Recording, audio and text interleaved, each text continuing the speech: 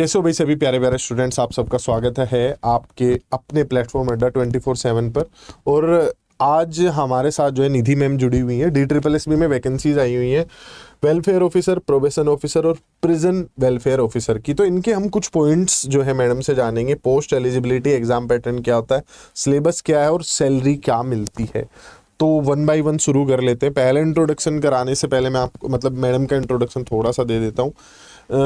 निधि ma'am जो है खुद इन सब के जो बैचेज हैं वो पढ़ा रही होंगी, और इसमें जो जितने भी सारे आपके सब्जेक्ट्स आ रहे हैं वो पढ़ाने के लिए मैडम क्यों बिल्कुल एकदम राइट कैंडिडेट है, वो आपको इसी से पता चल जाएगा। मैडम आप PhD किस सब्जेक्ट में कर रहे हो? सर मेरा PhD सोशियोलॉजी में चल रहा है अभी दिल्ली यूनिवर्सिटी। और ये कितने कंप्लीट होने वाला है? सर अगले साल मेरा सबमिशन हो जाएगा PhD का, तो यस मैं फाइनल ईयर में हूँ PhD के। डॉक्टर निधि शर्मा हो जाएगा? जी सर बिल्कुल, डॉक्टर निधि शर्मा नाम हो जाएगा। तो मैम से कोई भी ज़्यादा आपको बेटर मुझे नहीं लगता कि कोई एलिजिबल बंदा मिल सकता है जो इस चीज़ को पढ़ा पाए। चलो खैर आगे बढ़ते हैं और बैचेज की भी बात कर लेंगे। पहले एक बार समझ लेते हैं क्या चीज़ें हैं क्या चीज़ें नहीं हैं।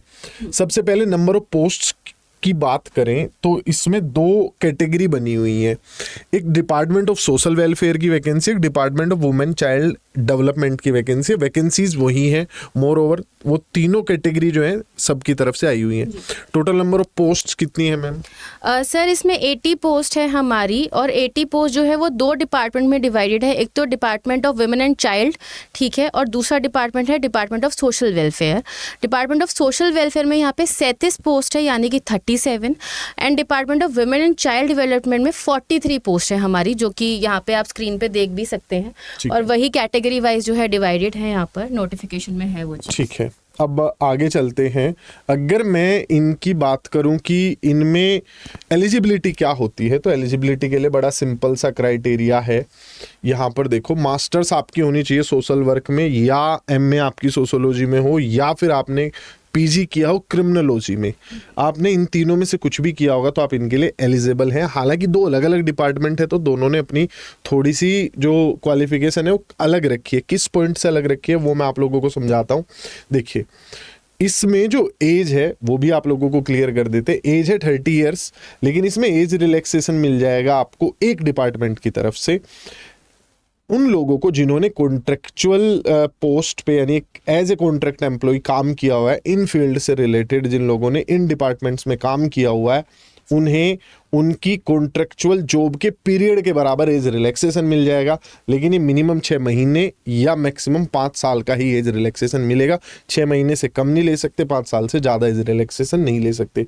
अगर मैं बात करूं तो ये जो अभी जो ये पोस्ट मैंने आपको बताई है, ये आई है वुमेन एंड चाइल्ड डेवलपमेंट वाला जो हमारा डिपार्टमेंट है। इससे नेक्स्ट वाली जो है यानी कि जो हमारी पोस्ट हैं वो डिपार्टमेंट ऑफ सोशल वेलफेयर की तरफ से हैं। उसमें सब कंडीशन सेम है, 30 साल है, लेकिन उसमें एज रिलैक्सेशन नहीं दिया जा रहा है क्योंकि वो पहले एज रिलैक्सेशन दे चुके हैं। अब यहाँ से नेक्स्ट पॉइंट पर चलते हैं, एग्जाम पैटर्न। जी सर। तो एग्जाम पैटर्न में मैम एक पॉइंट तो मैं बता ही देता हूँ कि काफ़ी सिंपल है कि पेपर 1 होता है, पेपर 2 होता है। पेपर 1 में जनरल पेपर है। पूरे DSSB की में जितने भी एग्जाम्स होते हैं वो वही चीज़ें पूछते हैं, math, Hindi, English, reasoning, GK, वो वही आता है। SSC वाला पैटर्न है। आप SSC के प्रीवियस ईयर करिए, वहाँ से आपको काफ़ी हेल्प मिल जाएगी। ये 100 नंबर का होता है, 20-20 सवाल सबके होते हैं। अच्छा, एक चीज़ और है DSSB में, जब तक आप एक सेक्शन अटेम्प्ट नहीं करते हो अगला सेक्शन ओपन नहीं होता है। तो ये सिस्टमेटिकली ओपन होगा, पहले ये फिर ये ऐसे चलता जाएगा। 200 नंबर हैं आपके मैडम के हाथ में। मैम क्या पूछते हैं उसमें और क्या टॉपिक्स आते हैं, कुछ बता सकते हैं? यस सर, जो टॉपिक्स आते हैं पेपर में पोस्ट स्पेसिफिक पेपर के अंदर, वो आपके सोशियोलॉजी के बेसिक होते हैं, थोड़े बहुत थियरीज होती हैं। सोशियोलॉजी का पार्ट थोड़ा ज़्यादा आता है उस पेपर में, रिसर्च से रिलेटेड क्वेश्चंस होते हैं। साथ साथ आपका क्रिमिनोलॉजी की जो थियरीज है, जो भी प्रिंसिपल्स है, उसका ओरिजिन कैसे हुआ था, इस तरह की चीज़ें पूछी जाती है। और एक बहुत ही इम्पोर्टेंट, वो भी दिखाया था आपने जो यूनिट्स वगैरह लिखी। हाँ जी सर, मैंने यूनिट्स प्रिपेयर किए हैं। की कोशिश करते हैं जी सर। तो आप यहाँ पे देख सकते हैं कि यहाँ पे foundation of sociology and social work है, यानी कि जितनी भी थियरीज है सोशियोलॉजी की और सोशल वर्क की वो यहाँ पर आएगी, पर सोशियोलॉजी की हम सारी थियरीज इसमें नहीं पढ़ते हैं। ह्यूमन डेवलपमेंट है। अब मैं एक छोटी सी बात आपको बता दूँ, हिडन करिकुलम होता है काफ़ी एग्जाम्स का, तो इसका जो हिडन करिकुलम है वो आपका साइकोलॉजी का है। सो साइकोलॉजी में ह्यूमन डेवलपमेंट जो आपका एस्पेक्ट है कि कैसे इंसान का डेवलपमेंट होता है अलग अलग डोमेन्स में, वो चीज़ यहाँ पे कवर होगी। साथ साथ आप कम्युनिटी का वेलफेयर कैसे कर रहे हैं, क्या टेक्निक्स आप सोशल वर्क की लगाते हैं, वो सब चीज़ें इसके अंदर आएगी।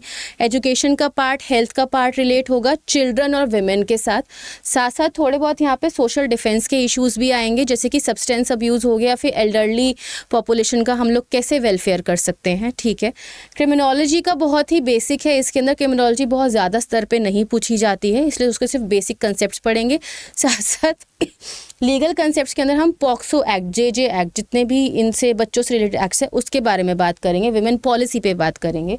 उसके बाद यहाँ पे जितने भी हमारा ये टॉपिक लिखा है, social mobility, caste system, social system, institution and social change and movements, ये प्योरली आपका सोशियोलॉजी से रिलेटेड है। और मैं आपको एक और बात बता दूं कि सोशल वर्क का काफ़ी एस्पेक्ट और क्रिमिनोलॉजी का काफ़ी एस्पेक्ट सोशियोलॉजी में ही कवर होता है। तो सबसे ज़्यादा सिलेबस जो है सोशियोलॉजी से में आ रहा है, सबसे कम क्रिमिनोलॉजी में से आ रहा है। तो इतना ये सिलेबस का डिस्क्रिप्शन था इसमें। तो जैसे ये जो चीज़ है इसका मुझे लगता है कि गाइडेड तैयारी, क्योंकि मैम ये जो सिलेबस जैसे आपने डिस्कस किया, although I am not aware of this field, लेकिन मुझे ऐसा लग रहा है कि ये तो समुंदर है, इसमें अगर आदमी हल्का सा भी भटका तो मुझे लग रहा है क्रिमिनोलॉजी पढ़ना चला जाए तो उसकी कोई लिमिट नहीं है। मतलब इसमें दायरे में रह के चीज़ों को करना और कम टाइम में ज़्यादा चीज़ों को कवर करना, वो एक गाइडेड तैयारी, ऐसे आदमी के साथ तैयारी जिसने पहले एग्जाम्स को देखा हुआ है, जिसे पता है कि किस पार्ट से क्वेश्चन पूछे जाते हैं और किस टाइप के क्वेश्चन पूछे जाते हैं और किस हद तक पूछे जाते हैं, जिससे कि हमें गाइडेड नेविगेशन मिल पाए और हम अपने डेस्टिनेशन तक पहुंच पाए। मुझे ये लगता है कि ये वो चीज़ है कि अकेले इसमें मैदान में उतरे तो भटक जाना है। चलिए खैर, अब आगे चलते हैं। और इसमें अगर मैडम बात हमने की थी कि हम सैलरी भी बताएंगे, तो ये जो पोस्ट है आप लोगों की, ये 4200 ग्रेड पे की जॉब है। अगर आप यहाँ पे देख पा रहे हो 4200 ग्रेड पे की जॉब है, जिसकी दिल्ली में स्टार्टिंग में मैं अगर आपको कहूँ तो सैलरी आप 60,000 मान के चल सकते हो, इन हैंड 52-53 आप मान के चलिए कि इतने आ जाएंगे। और सारे पर्क्स एंड वो सारी चीज़ें तो हैं कि मेडिकल बेनिफिट्स हैं और वो, और सबसे बड़ी चीज़ दिल्ली में कभी ट्रांसफ़र होगा नहीं। तो ये थे सारे पॉइंट्स। अब मैम आपके बैच में कैसे जुड़ सकते हैं उसके बारे में मैं थोड़ा बता देता हूँ। बैच में, मैम के बैच में अगर आप जुड़ना चाहते हैं, जिसके साथ जनरल पेपर फ्री है, जनरल पार्ट की तैयारी बिल्कुल फ्री में कराई जाएगी आप लोगों को, और जनरल पार्ट ही कट ऑफ में कहीं ना कहीं हमें बाकी लोगों से आगे लेके भी जाएगा, वो बड़ा क्रूशियल रोल प्ले करता है। सेकंड पॉइंट कि मैम का उसमें जो 200 नंबर की तैयारी है वो तो है ही, आपको कुछ अलग से कहीं पे किसी चीज़ के लिए जाने की ज़रूरत नहीं पड़ेगी। वीडियो के डिस्क्रिप्शन बॉक्स में और कमेंट सेक्शन में आपको बैच का लिंक मिल जाएगा, यहाँ तक आप डायरेक्ट पहुँच सकते हैं। अदरवाइज गूगल पे सर्च कर सकते हैं आप, अड्डा 24/7 वेबसाइट हमारी है, उस पर आप जाएंगे, ऊपर कोर्सेज में आपको सेलेक्ट करना है टीचिंग, और टीचिंग में जब आप जाते हैं DSSB पे, टीचिंग DSSB, ये सामने मैडम का जो है आपको खूबसूरत फोटो और सही यहीं पे बैच आपको नजर आ जाएगा। आप इस पे क्लिक कीजिए और बाई नाउ पे क्लिक कर सकते हैं। मैम कोई ऐसा कोड बताओ जिससे डिस्काउंट भी मिलता हो। सर है एक कोड Y870, लेकिन ये आपको कोशिश करनी है कि ज्यादा लोगों तक फैलाना नहीं है। Y870 तो ये छिपा के रखना है। 1800 रुपये के आसपास आपके बैच पड़ जाएगा, जिसमें कंप्लीट तैयारी है और बैच आपके पास 1 साल तक रहेगा। अगर दुर्घटनावश DSSB अपनी आदतन मजबूर होकर पेपर 1 साल तक ना ले तो भी आप 1 साल तक आराम से पढ़ते रह सकते हैं। बैच की वैलिडिटी काफ़ी है और वो जरूरत पड़ेगी तो फिर भी बढ़वा दी जाएगी अगर एग्जाम नहीं होता है तो आप इस बैच में जुड़ सकते हैं। कोड में फिर से बता दूं जिससे डिस्काउंट मिला है Y870, डिस्क्रिप्शन बॉक्स में उसका लिंक लगा हुआ है।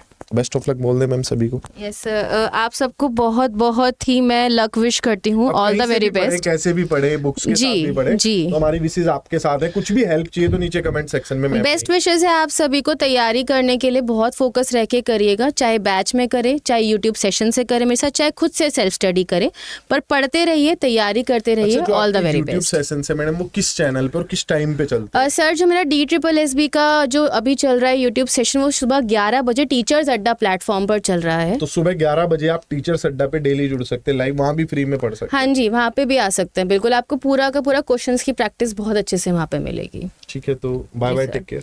Okay, bye bye everyone, take care.